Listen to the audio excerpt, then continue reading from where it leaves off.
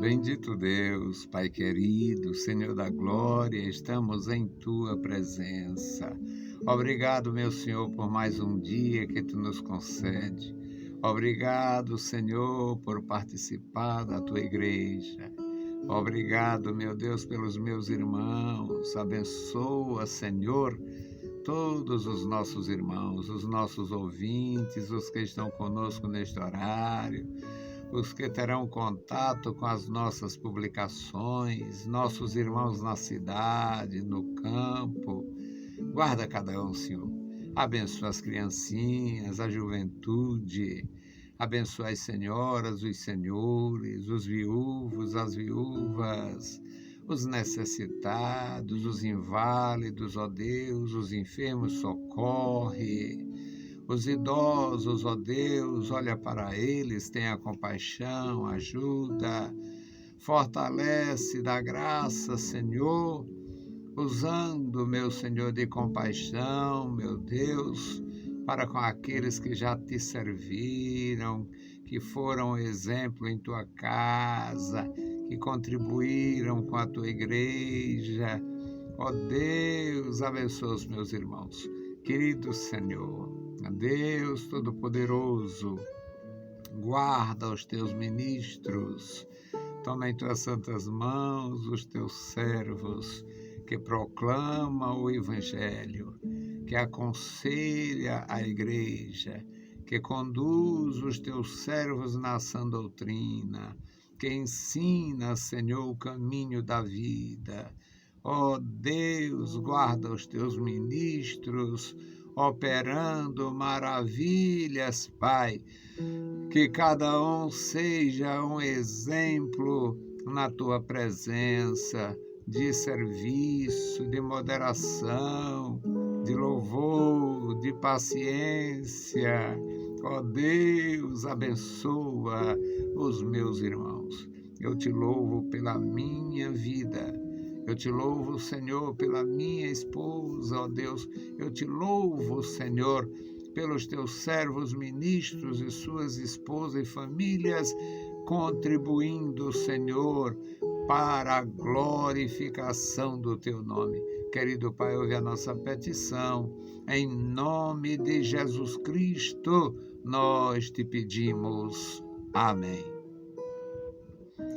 Louvado e exaltado seja o nosso Deus. Meus queridos irmãos, a paz do Senhor. Estamos de volta. Eu sempre me despeço. Se o Senhor permitir, a gente volta.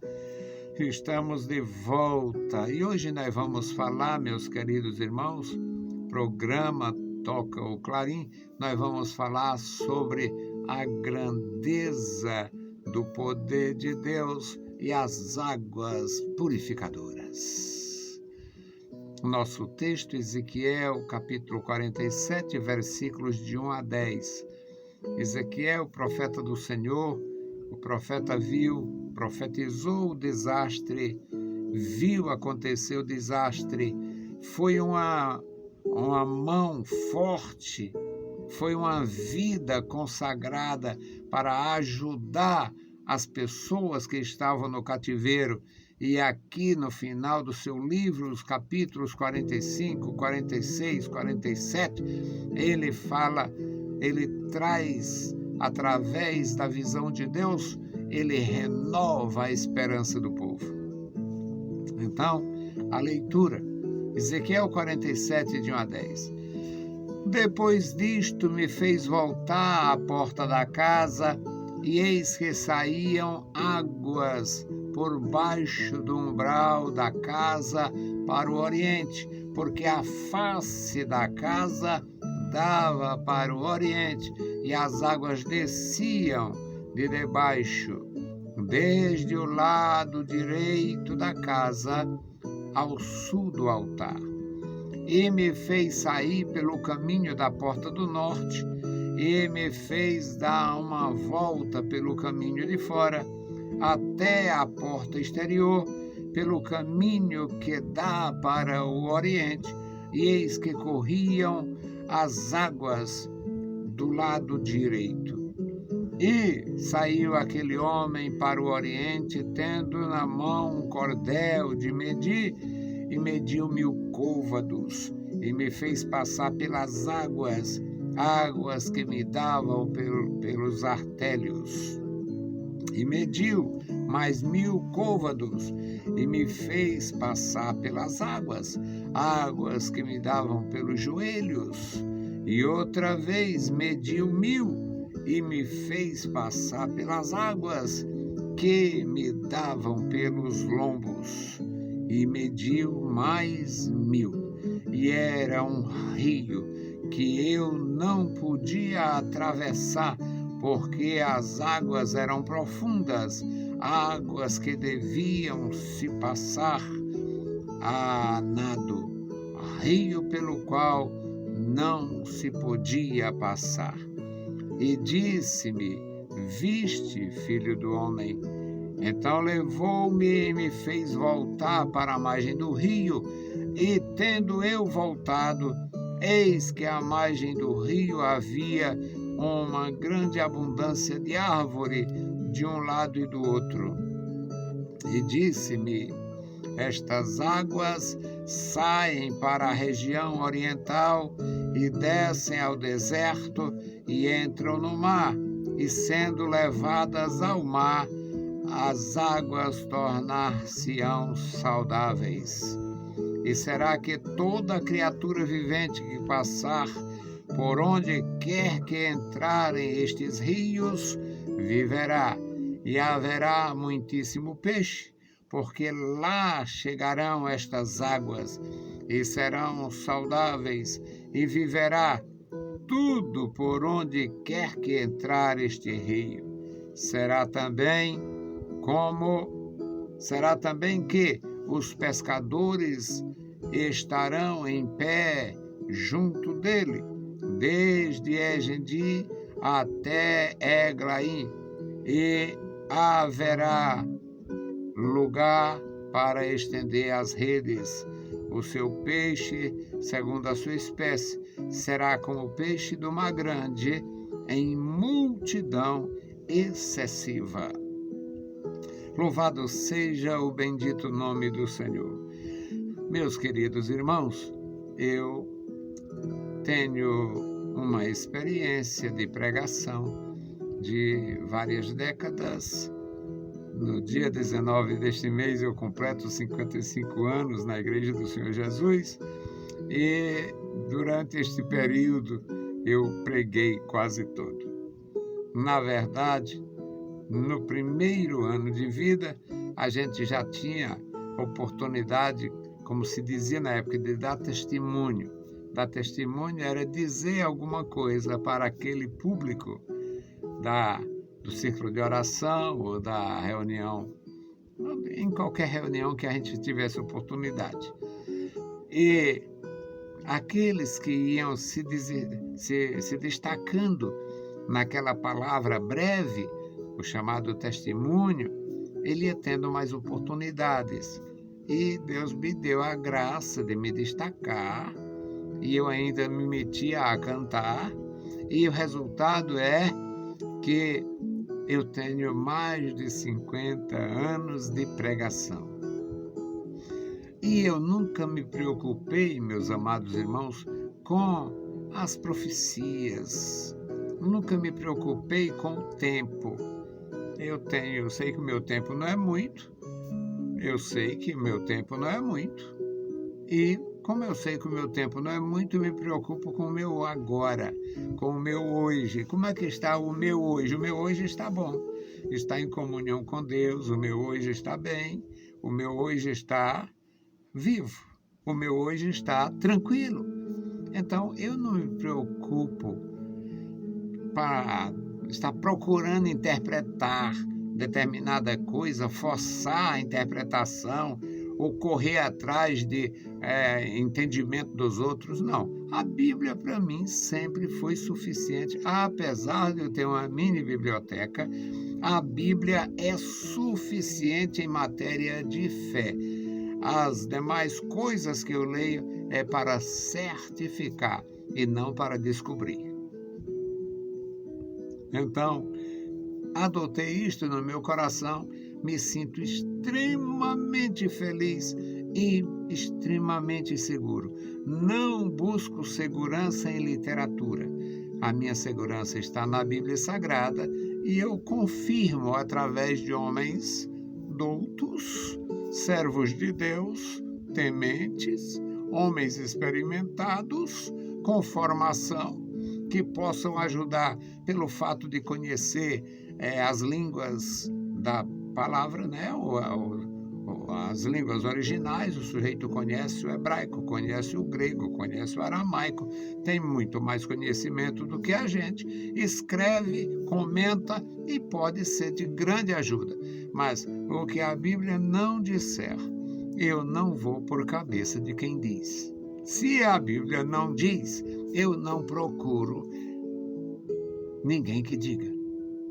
Se a Bíblia não diz, não é seguro que um profeta lá diga, que um apóstolo desses de minha tigela diga, que estes indivíduos aí, quase anjo, quase santo, eu não vou atrás. Então, eu não tenho preocupação com o tempo de Deus. Quando é que vai ser isto? Eu não tenho preocupação com o tempo, quando é que vai acontecer isso, quando vai acontecer aquilo.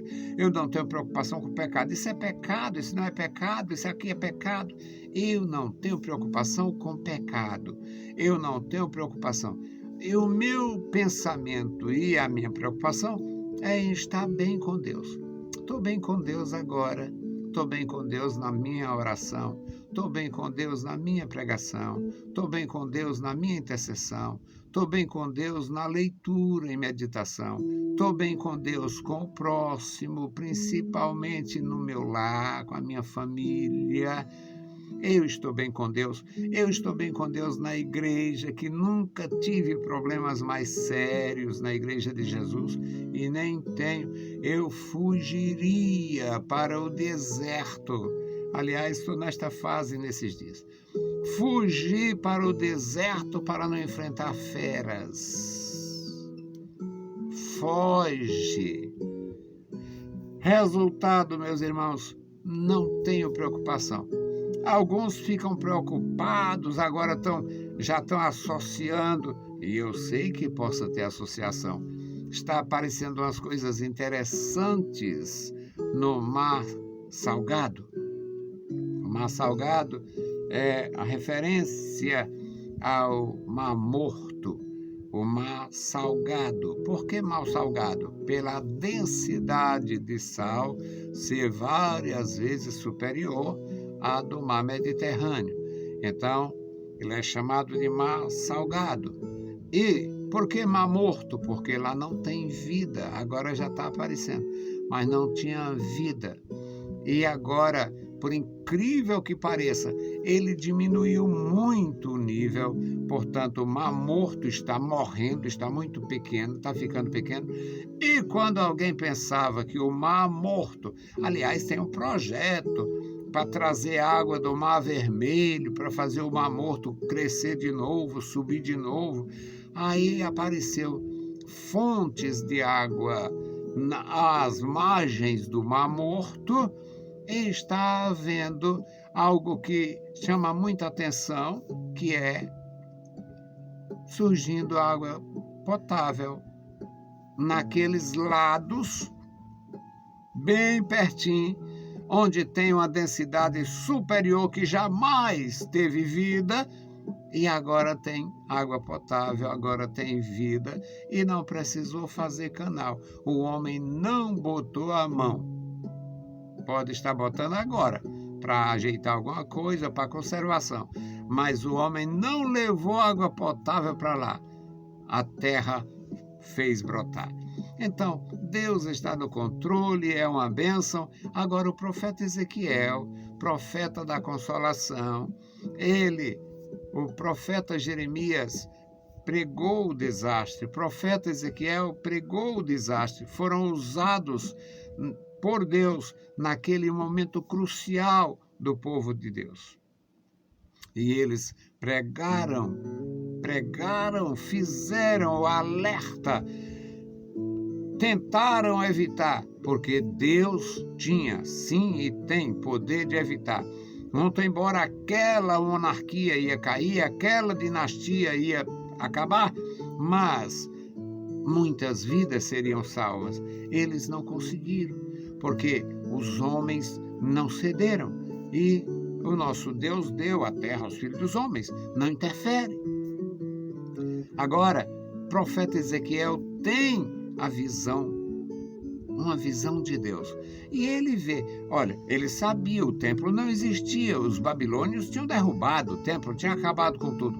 E Deus lhe dá uma visão do templo, Deus dá uma visão do templo, ele vê o templo, vê as medidas, ele vê a cozinha do templo, está no capítulo 46. Ele vê o lugar onde os sacerdotes e levitas prepararão alimento para o povo que vem para a adoração. Deus é assim, revela. E aqui no capítulo 47, depois que ele viu a construção do templo lá, a restauração do templo e até a cozinha do templo, até a cozinha, ele viu, no capítulo 46. Aí aqui ele tem a visão de uma fonte que nasce. Depois disto, depois que ele viu o templo, depois que ele viu tudo, inclusive os sacrifícios e a cozinha e tal. Depois disto me fez voltar à porta da casa, e eis que saíam águas por baixo do umbral da casa para o oriente, porque a casa fica voltada para o oriente. E as águas desciam de debaixo, desde o lado direito da casa, ao sul do altar. E ele me fez sair pelo caminho da porta do norte, me fez dar uma volta pelo caminho de fora, até a porta exterior, até a porta principal. E me fez passar pelo caminho que dá para o oriente, e eis que corriam as águas do lado direito. E saiu aquele homem para o oriente, tendo cordel de medir, e mediu 1000 côvados. Ele mediu 1000 côvados. 1000 côvados, 400 e tantos metros. Aí já tinha água, e ele me fez passar, mas as águas estavam só cobrindo o pé. Eram águas que davam pelos artérios, só cobria os pés. Aí ele mediu mais 1000 e me mandou andar, passa, vai. E eu fui, e as águas chegavam ao joelho. E ele continuou medindo e mediu mais 1000 e me fez passar. E agora já tinha subido, já tinha muita água e já estava à altura dos lombos. Já estava, na linguagem do nordestino, dando nos peitos. Água acima da cintura. E ele mediu mais 1000 e se tornou um rio. E não dava mais para andar, não dava mais para atravessar caminhando. Foi ficando profunda e já não encontrava o chão. E tinha que nadar. Era um rio que não dava para passar andando. Tinha que nadar. Passar nadando. E disse-me: viste, filho do homem? Viste, filho do homem?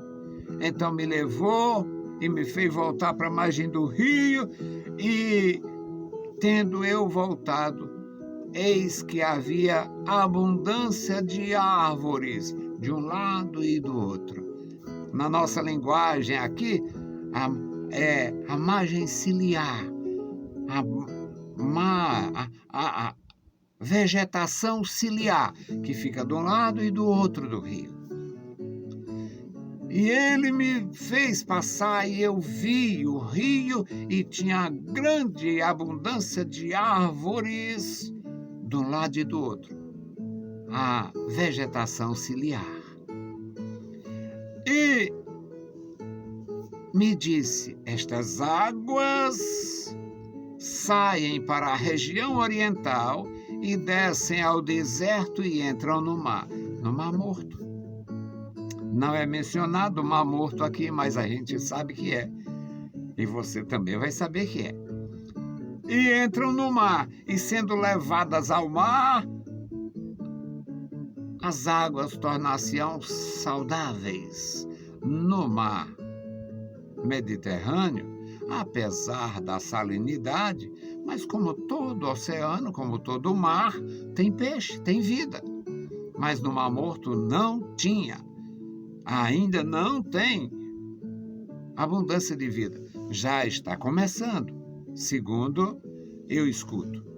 Agora, ele diz que as águas tornar-se-ão saudáveis. E ele vai falar do milagre em si. E será que toda criatura vivente que passar por onde quer que entrarem estes rios, já parecia muita água, já eram muitas águas, já tinha água entrando por vários lugares, portanto ele menciona rios. Por onde entrar estes rios, viverá, e haverá muitíssimo peixe, porque lá chegarão estas águas, e serão saudáveis, e viverá tudo por onde quer que entrar este rio. E o versículo 10 e último diz, e será também que os pescadores estarão em pé junto dele, desde Engedi até Eneglaim, haverá lugar para estender as redes. O seu peixe, segundo a sua espécie, será como o peixe do Mar Grande. O Mar Grande é o Mediterrâneo. O Mar Grande foi sempre uma referência ao Mediterrâneo. E este mar, que agora está sarado na visão de Ezequiel, 500 e tantos anos antes de Jesus Cristo, é o Mar Morto, o Mar Salgado. E, meus amados irmãos, na visão do profeta, diz que o seu peixe, segundo a sua espécie, será como o peixe do Mar Grande, em multidão excessiva. Pois está acontecendo este milagre. Já começou. E como eu frisei no começo, não procuro, não forço a barra das Escrituras, não sou profeta e nem intérprete, mas o que está diante dos olhos, o que Deus ajuda a entender pelas Escrituras, na simplicidade das Escrituras, na pureza das Escrituras, eu entrego com alegria. Então, meus amados irmãos, Deus é o mesmo. Revelou a Ezequiel o futuro para o reino do Messias. No reino do Messias, aquilo ali estará como um jardim de Deus, como o jardim do Senhor. Vai ser maravilhoso. Já está começando, já está surgindo. O projeto dos homens, que ia depender da aprovação de Israel, da Jordânia e do Egito, era fazer um canal do Mar Vermelho ao Mar Morto. E parece não ser necessário, porque já está surgindo, já está começando a brotar o que era impossível pensar, a não ser que lesse Ezequiel e acreditasse, pois já tem água doce e já tem peixe, já tem vida no chamado Mar Morto. Que Deus abençoe os meus irmãos, que Deus nos dê graça para acreditar, nos dê a condição espiritual para entender e possamos, com alegria, proclamar o poder de Deus e esperar o cumprimento das profecias e, enquanto isto, aguardar Jesus. Pode ser que estejamos bem perto do arrebatamento. Pode ser que estejamos bem perto do começo do fim. Vamos orar, pedir a graça do nosso Senhor e vamos interceder pela igreja. A igreja não pode se distrair e nós temos muita gente distraída.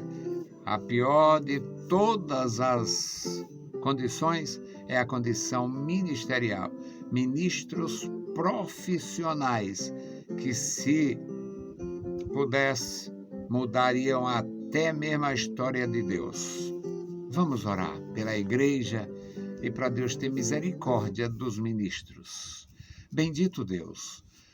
Pai Santo, Pai querido que está nos céus, nós te louvamos, bendizemos, agradecemos pela tua bondade e pela tua graça. Suplicamos a ti, Senhor, pela tua igreja. Abençoa a tua igreja, abençoa os teus servos na cidade e no interior, abençoa toda a tua igreja. Em cada faixa etária, meu Senhor, opera maravilhas e abençoa os teus ministros, guarda os teus ministros. Ó Senhor, desperta um ministério santo que busque a tua vontade e que possa proclamar a tua verdade, Senhor. Este memorial da oração, toma em tuas santas mãos, santifica cada servo teu, abençoa, socorre os que estão aflitos, os que estão necessitados, desempregados. Ó Deus, tenha compaixão. Os que estão enfermos, em tratamentos, socorre, ajuda, dá a tua graça, Pai. Deus misericordioso, os nossos ajudadores e intercessores, recompensa com a bênção dos céus. No maravilhoso nome de Jesus, nós te pedimos. Amém. Meus queridos irmãos, a paz do Senhor. Se o Senhor permitir, a gente volta. Deus nos abençoe. Leiam a Bíblia Sagrada e a graça de nosso Salvador repouse sobre vós. Amém.